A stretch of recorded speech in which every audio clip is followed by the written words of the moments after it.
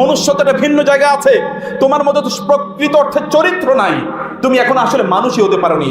তুমি সারা রাত ধরে তুমি গান শোনো অথবা বাদ্য শোনো, আর সারা দিন ধরে তুমি ঘুমাও। কিভাবে তোমাকে দিয়ে, তোমাকে তো শয়তান দেখে লজ্জা পায়, শয়তানও তোমাকে দেখে লজ্জা পায়। হয়তো বা শয়তানও মনে মনে বলে কিনা, ও তো আমার চেয়েও বড় শয়তান হয়ে গেছে। তোমার নিজকে পরিবর্তন করার জন্য তোমাকে আসতে হবে আল্লাহ এবং আল্লাহ রাসূলের কাছে, তোমাকে কোরআনের কাছে আসতে হবে, তোমাকে সুন্নাহর কাছে আসতে হবে। তোমার লজ্জা হয় না?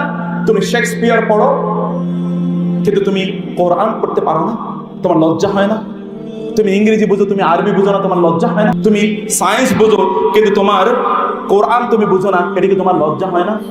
তোমার কি লজ্জা হয় না তুমি এ কথা বলো যে আমি এখনো শুদ্ধ করে কোরআন তেলাওয়াত করতে পারি না?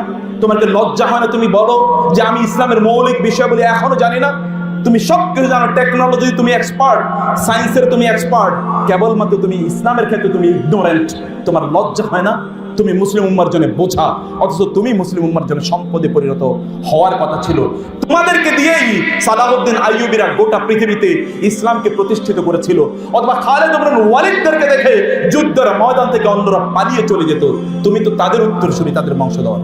তোমাকে তাদের চরিত্র বোঝা দরকার, জানা দরকার।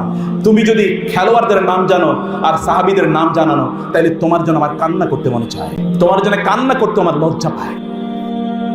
তুমি যদি ফুটবল প্লেয়ার অথবা ক্রিকেট প্লেয়ারদের নাম জানো, রাসূলের সেই সোনালী সাহাবীদের নাম জানো, তাইলে তোমার জন্য তো আমার বিলাপ করা উচিত।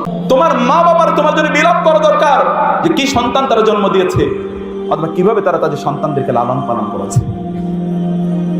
আমি যুবকদেরকে যে কথা বলবো যে come to Islam, come to ইসলাম, তুমি ইসলামের কাছে আসো, তাইলে দেখবে সালাউদ্দিন